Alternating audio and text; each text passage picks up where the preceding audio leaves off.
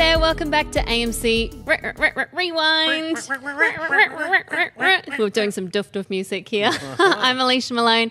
This is the show where we geek out about classic movies, and the band is back together. Mr. John Schnepp is here. Up? My sister back from another mister, Alicia Malone. Doof, doof. Red Fury, back from her world tour, right? And back from your world tour. That's right. We're back from world tours, guys. Doof, doof. Just found out about the doof, doof, doof. And we are fanging it also with Erik Davis, the managing editor from Fandango. Yes, Thanks for joining us. Yes. I am like the fill-in keyboardist that like joins the band for like a month in July. All right. It's like, oh, they got Davis on keyboards. Yeah. That's how you know it's going to be special. Yeah, and yeah. I'm teaching you guys about Aussie slang. Yeah. But today's theme was actually suggested by Erik. It's a great one too. Summer classics, because there's something special about these movies that make you feel nostalgic for that time when you feel like you have so much freedom, that so much can happen. And this summer, instead of just going out to see the big blockbusters in cinemas, why don't you stay at home, get nostalgic with some favourites? So, Schnepp, let's start with you. When you think about summer movies, what are some of your favourites which spring to mind? Road Warrior. No, Yeah. you know, honestly, Meatballs. When I think about crazy, freaky summer films, like, you know, you guys are talking about like a One Hot American Summer. And that's a film I still have only seen like 20 minutes of. But I've seen a lot of other crazy. I also think of the John Cusack summer films. He did a couple with Savage Steve Holland, which were really fun. One where he's like a guy who was like a cartoonist, and I think it was One Crazy Summer. Or was that Better Off Dead Fred or something? Something like that. Something like that. But yeah, I like those kinds of fun summer films. And Erik, you like one in particular? Yeah, you know, I'm You were a big telling me about fan. it. Yeah, I'm a big fan of movies that sort of kind of are about the adventures that you go on summer. You know, these wild kind of random adventures that you find yourself and your friends in because you have no school and you have nothing else to do but get into trouble. There's this one random movie called The Last American Virgin. Which I need to watch. It's from 1982, and it's kind of in that sort of Meatballs-esque era. The original was an Israeli film that I think came out around Meatballs in the late 70s, and then it was spawned 8 movies in Israel. And then they did an American version, just one movie in America.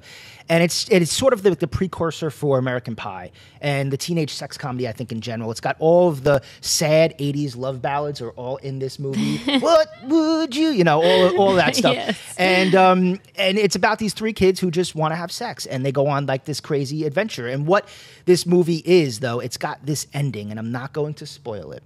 But if you like the teen sex comedy genre, and you've always wanted to see a movie that kind of takes it to a place that's a little bit more honest than these movies take it to these days, watch this film, because it has an ending that you will never, ever see in a movie, at least coming out, or ever before. It's got the most craziest destructive ending of any of these kinds of genre movies. So, yeah, The Last American Virgin. Sold. See it for the soundtrack. Stay for the ending, which will blow your mind. And if you do see it, at Erik Davis, E-R-I-K, on Twitter, tell me that you saw this film so we can talk about it on Twitter, because nobody's ever seen this movie whenever I bring it up. I haven't seen it. No, And I me want neither. Totally haven't seen it. watch it because when you watch this film, you will see, okay, I could see this is where American Pie kind of came from. And it came out actually 2 months before Fast Times at Ridgemont High, which is another, classic, not summer, it's kind of start of school sort of classic. But yeah, it's some of the same themes of that film. Does it get all like Zabriskie Point style? Like all of a sudden everything's exploding and it ends? Or? Yeah, well, no, it's not like an experimental weirdo ending. It's kind of got it kind of starts. A lot of those teen sex comedies in the early 80s, especially Fast Times, would build in like a dramatic element to it. So it'd have this really stupid, silly, we got to get laid. We just want to get laid. And then like somebody would get pregnant and maybe like the abortion. Like abortion was really kind of a big topic that was kind of finding its way into movies then. Fast Times had it, and this has it as well. And so it shares a lot with Fast Times. So if you're a big Fast Times at Ridgemont High fan, definitely see The Last American Virgin, because it's very in that kind of same atmosphere. And of course, he's in love with the girl that gets pregnant by one of his good friends. And Wow. and I'm going to stop there. The because baby is Godzilla. The baby is like, it's alive. It's a mutant. See it, especially if you feel like you are the last American virgin. See this film. I will say it. But I also love things like Grease, of course, Stand By Me, American Graffiti, even Weekend at Bernie's. I have kind of a love for, because I remember watching that when I was young, over summer. Endless Summer, Dazed and Confused, Dazed and Confused. and National Lampoon's Vacation. Yeah, Some of what my about faves. National Lampoon's Animal House? That was an amazing summer film. You know, that's like that was like dreams of I want to go to a college like that when I was a kid. Yeah. Well, can every college be like that? You That's know, how just I insanity? imagined American colleges to be like. All right, well, let's get into the ones we really recommend. Rewind recommends the ultimate summer classic, Jaws. Came out 40 years ago this week in 1975, directed by Steven Spielberg. Of course, it's about a shark which terrorizes Amity Island. And this is the movie which started the term summer blockbuster because there were lines around the block to see it. Before Jaws, summer was really the time when Hollywood would bury their duds because everyone would be outside instead of going to the theatre. Jaws changed that, changed the movie business forever. And Schnepp, it wasn't supposed to be a hit. It kind of had everything going against it, didn't it? Yeah, and also it kept everyone away from the beaches. Yeah. Like I grew up right across, I grew up in Connecticut right along the shoreline, and me and my sister did not want to go to the beach because Jaws. And it was like, some of the traumatizing scenes that I remember as a kid was when they're like trying to pry that one ship door open and it pops open and the head floats up. Ugh. That was just like, you know, as a little kid, that was traumatizing. And I think it was rated PG, but it had some really...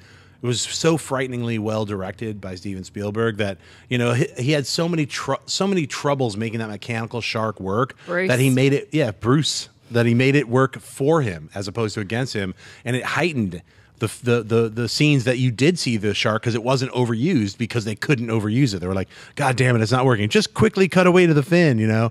All those things that heightened the tension. So. It's the Hitchcockian device. And Eric, do you think that's part of the reason why it still holds up now? Yeah, I definitely think so. You know, Spielberg thought this movie was going to like destroy his career. He was 27 when he made it. He was like, that's it, I'm never making another movie. And, you know, but those are the stories that you love because it turned into this fantastic film. You know, and what this film does that no other blockbuster today would do is I feel like every other blockbuster, if they were going to remake Jaws, they would wait until the last 15 minutes of the movie. They would go out on that boat. And as soon as they got on that boat, the shark would come. There'd be an epic battle and it would end.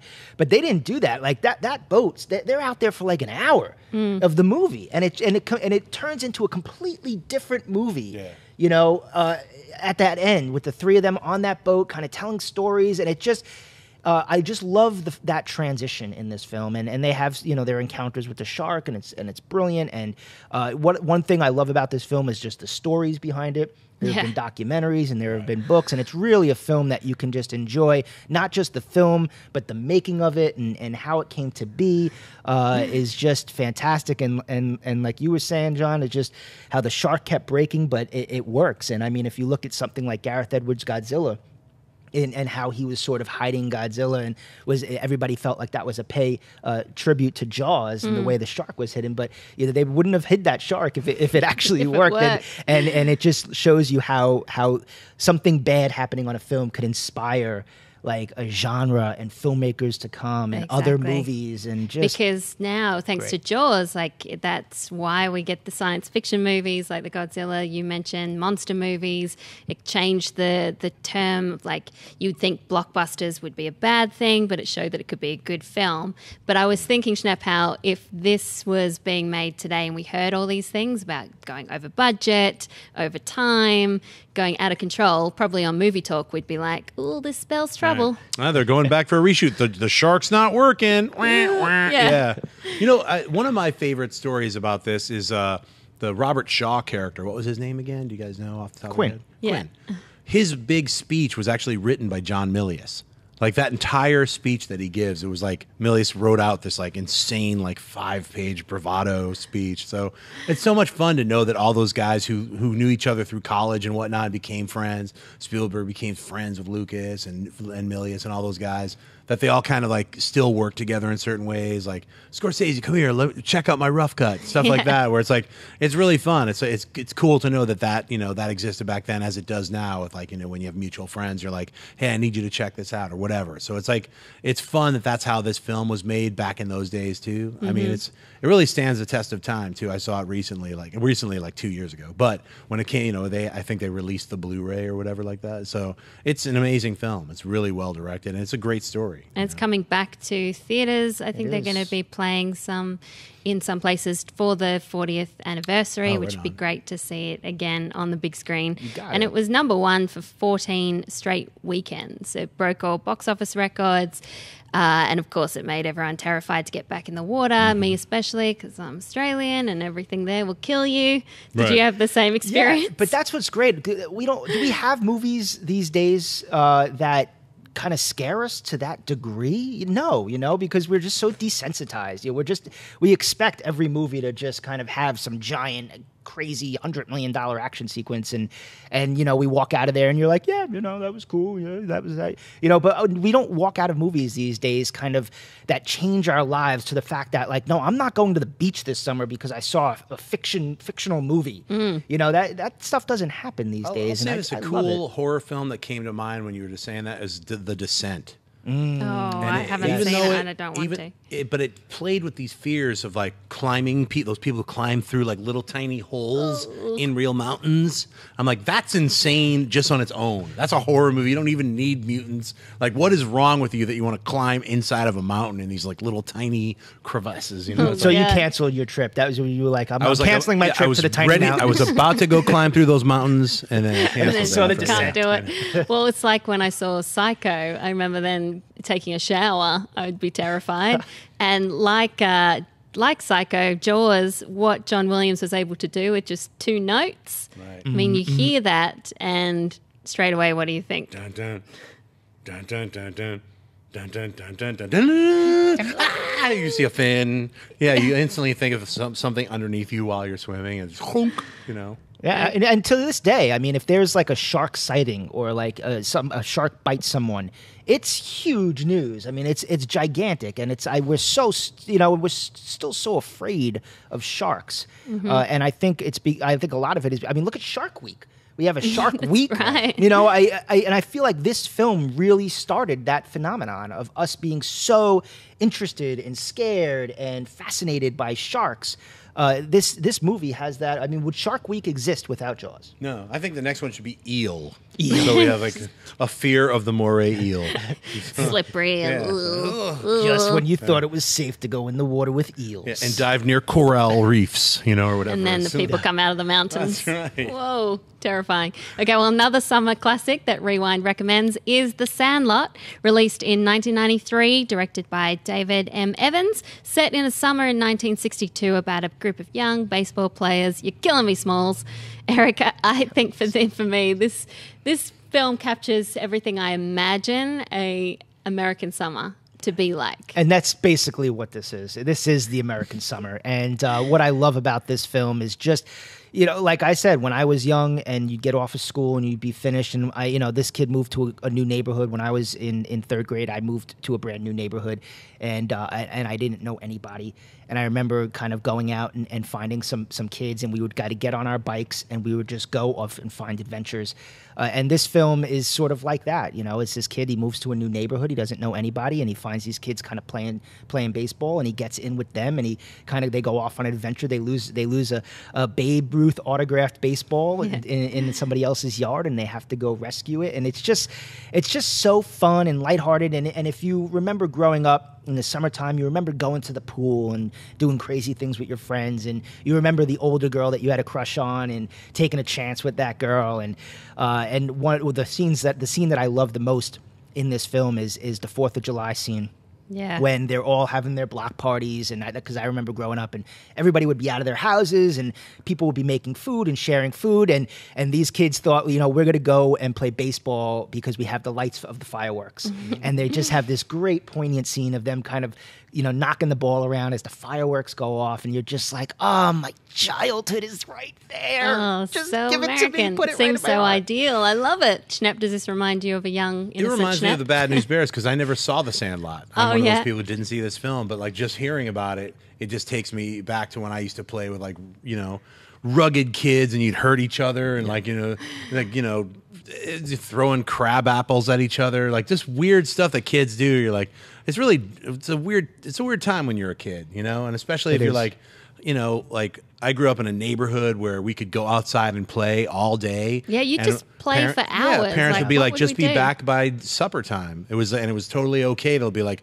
wander off into the woods and find a weird fort with a bunch of playboys. We're like, oh my God, what did we find? And then the older kids were like, what are you kids doing? And they chase us and we get on our bikes with the banana seats and ride away. And just, you know, I mean, stuff like that. I was like, I am looking forward to seeing The Sandlot now, because if it has any of that elements of what I grew up with, it would be fun to kind of revisit. I mean, this is before internet, before Twitter, before all those stuff, where you could just go out, play, and use your imaginations.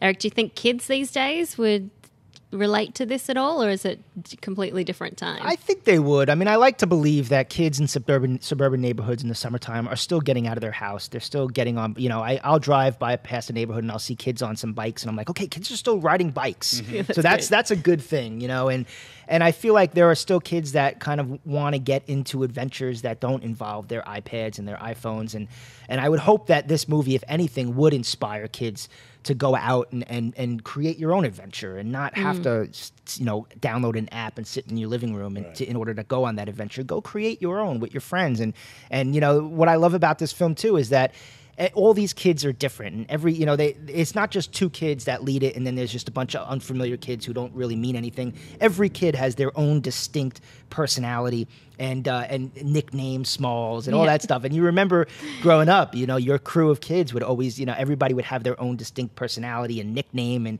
you know, you'd all make fun of each other for this or that. But you know, at the end of the day, you were all friends and you were all kind of a crew, and that, you know, you would all stand up for each other, even though you kind of cranked on each other all the time. So yeah, I would hope that this movie would inspire kids to just kind of use their summer and enjoy their summer, because you only have that summer for X amount of time, and then you have to become like a real person and get a job and do like adult things. So it's like, I hope that, you know, the 9 and 10 and 11 and 12-year-olds would watch this movie and say, you know what, I got to take advantage of this moment in my life and this summer and kind of get my friends together and go off and get our bikes and go on an adventure. Yeah, all you 9 and 10-year-olds who are watching this rewind, sure I would say it. any of you guys in college, you gals in college who are watching this, watch this movie, and then you and your friends should have a no cell phone or iPad weekend where you just all go out, leave all your computer stuff at home, and go take a day trip and just talk with each other. I would highly suggest that, because that's very entertaining. You'll learn a lot about each other. Yes, and go Yankees. There's some great quotes from this movie, like "You're killing me, Smalls." They'll be ingrained into our knowledge forever. Forever. You'll get that when you see it. But I love the imaginations of the kids. The critics were mixed on this movie when it came out, but then it got a cult following later on. So hopefully people can get out there and watch it. It also taught me what s'mores were. I never knew what s'mores were. I remember reading that word in my Saddle Club book and just going, what is that? And again, pre-internet, I couldn't look it up. And then they explain what is a s'more. S'more, you know, the... Oh, s'mores. S'more. I thought you were saying what he says, you know. Smalls. Smalls, yeah. It's my accent. Oh, okay. Yeah, the thing. And it sounds delicious. s'mores. I've never had a S'mores s'more. are You've never delicious. had a s'more. I've never had a s'more. Really? Really? I want a wedding get. Yeah. You just got to make it. Yes, we'll you make go. you a s'more. We have to do it real style with a fireplace. Yeah, you have to have a campfire. Out in the Okay. woods, got to make the s'mores. Yeah, Yeah. we would toast marshmallows, but I'd never heard of s'mores. S'mores. S'mores. I can't Americans say say s'mores. Graham S'mores. crackers, marshmallow, S'mores. chocolate over the fire. Oh my God, they're so delicious. Do they do campfires out here? Like, you go to campfires and backyard campfires? sometimes. They do that in California? Out in the desert, I think you can go out. Yeah. And a roofer or a doofer, what is it called? Duff. A doof. A doof. A doof. A duff. A doof doof. You could find some s'mores. Put on Duff, some duff doof doof music. music. And listen- All right, eat well, some let's s'mores. go to our segment which celebrates the other films having anniversaries this week. So Rewind remembers that 20 years ago, The Bridges of Madison County came out, directed by Clint Eastwood, starring Clint and Meryl Streep, based on a best-selling romantic novel of the same name. And Meryl, of course, got an Oscar nomination for Best Actress. Eric, you love this movie. This is one of your faves. Was it? I haven't seen this movie in a very, very long time. You know, this came out when these kinds of films weren't really the kinds of films that I watched. No, so not I remember surprising. catching it kind of later in life. But this is a good chance to kind of see Clint Eastwood sort of before he became, you know, more of a filmmaker and when he was sort of a love interest. And, you know, Clint Eastwood, Meryl Streep. Meryl Streep's fantastic in this film. Yeah. It's got a great opening sequence that I remember. And the bridge. Yeah, I remember the bridge. What do you remember, Schnepp, about this movie? Falling asleep. Yeah, you know. I remember like trying to watch it and I was like, because everyone said, you got to see the bridges of Madison County. And it was many years back, and I was like, all right, I'll check it out. It's, it's just really not I don't seek these kinds of films out, but I was like, oh, the two amazing stars in it. I'll give it a shot. Sleep. Yeah, it's kind of movie that my mom really loved. Yeah, so I'd never finished watching it. So I can imagine that if I have insomnia, I could slap that on. I could buy it off of Xbox and fall asleep pretty and then easily. Just watch it in increments. Yeah, in increments. Like try to rebuy it and watch the middle, and But yeah, no, it's not like I'm saying it's boring. It's just not my cup not of your tea. jam. It's not. It's not different for Clint Eastwood. I think he's a photographer in this film, and that's just different for Eastwood. We're kind of used to seeing him kind of play a rough and rugged and tough, and here he's a love interest and a photographer, and kind of is this his artsiest? Is this his artsiest kind of role? This is kind of maybe? one of the most romantic, I think, ones he did. But it's very schmaltzy, as you would imagine. But Rewind also remembers that 30 years ago, The Goonies came out. I spoke about this film in our 80s Adventure Classics episode, which I probably could have timed better with the... never mind. Directed by Richard Donner, about a group of kids who discover a map and set off on an adventure. Eric, this feels like a summer movie. It's just one you would watch This in is one summer. of my favorite movies, actually, of all time. I have the Mondo poster, that really cool Mondo poster hanging in my office. And, some people kind of don't like Goonies. They trash Goonies, but not me. I love this film. And like I was talking about before, about grabbing your bikes and going off on an adventure, this film, kind of hit at a spot when I was that age. And I would leave my house and I would grab my bike and I would go to my friends, and I don't know what we would do, but we would all have our bikes and we would just drive off. And that is this movie. It's got that epic Cyndi Lauper song, and one of my all-time favorite scenes, man, is when the Cyndi Lauper's playing, they tie up kind of the brother, and they grab their bikes and they let the air out and they just drive off, and they're going down the hill, and it's like, good luck. And you just get this feeling. And it's funny, you know what? I'm going to show you right now. My iPhone case is that cool. scene. And it's the scene where they're just going off, the scene I just described, when they're going off on their adventure and they're driving down the hill on their bikes. And I love this moment because not only is it one of my favorite movies of all time, but it reminds me that every time I take out my phone, I want to remind myself that I'm always just starting an adventure. And I feel like if you believe that every time you wake up and you leave your house, that you're just starting a new adventure, that's kind of what this film does for me. Yeah, and that's cool. and it's a kind of film that they don't make anymore.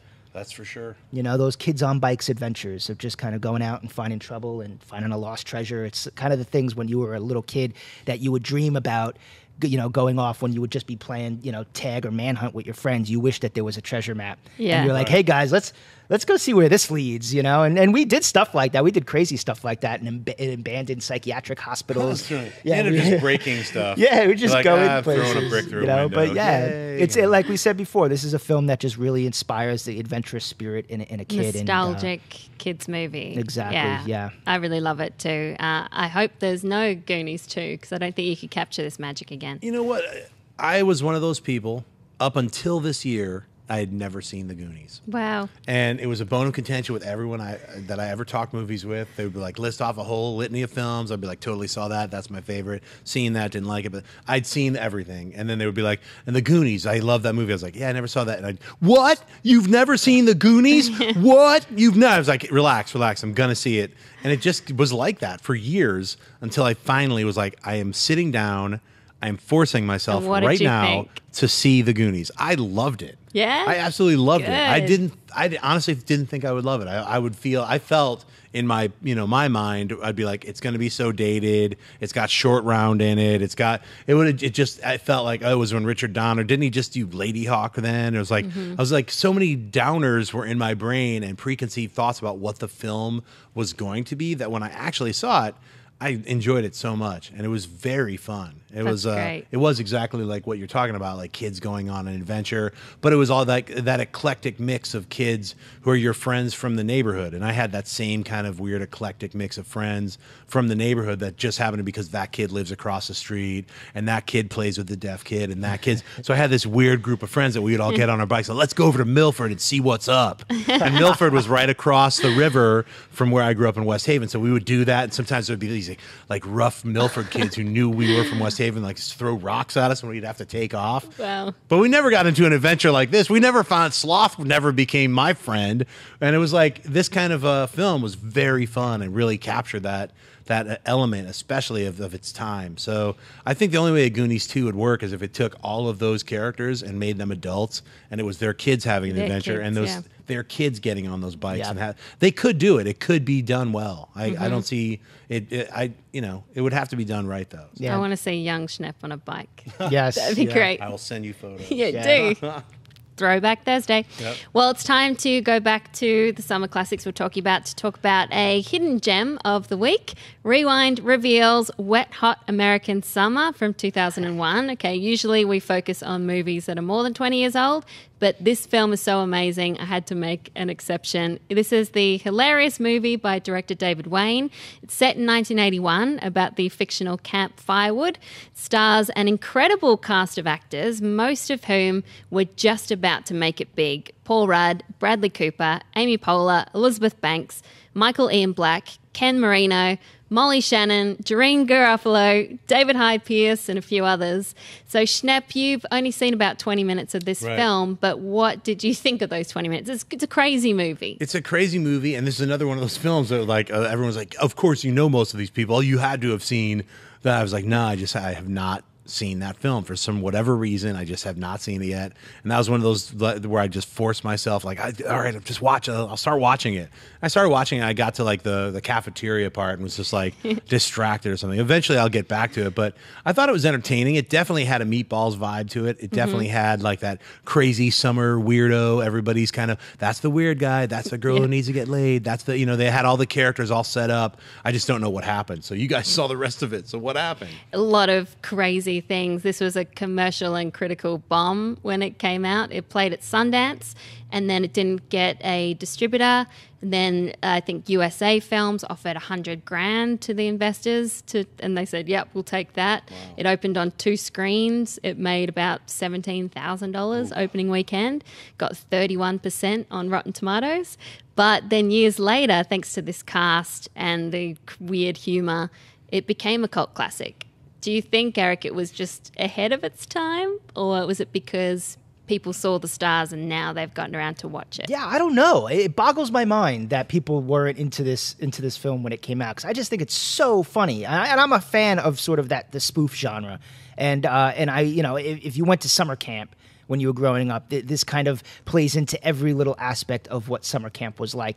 And I just think it's incredible. I mean, maybe, it does have a certain kind of over-the-top humor that if it may be a little bit too much for you to digest. It's not, because they kind of really take it to places. But yeah, I think as the stars kind of got more popular and people saw, say, like Paul Rudd in other roles, and he's my favorite character in this movie. I love Paul Rudd in this movie. Me too. But as you would see other characters in roles that you really love, then you would revisit this movie and kind of see where they kind of came from and how those originated. So I guess you would find that love, and that's where the cultness of it came. And I mean, people love this movie so much now that they're actually making a Netflix series. Yeah. With all of them coming back. What's it going to be? So, because they were 10 years older in this movie than they were supposed to be, now they'll be about 20 years older than they're supposed to be. Yeah, and funnily enough, it's going to be a prequel to this movie. Really? This movie kind of takes place the last day of camp, and the Netflix series is the first day of camp.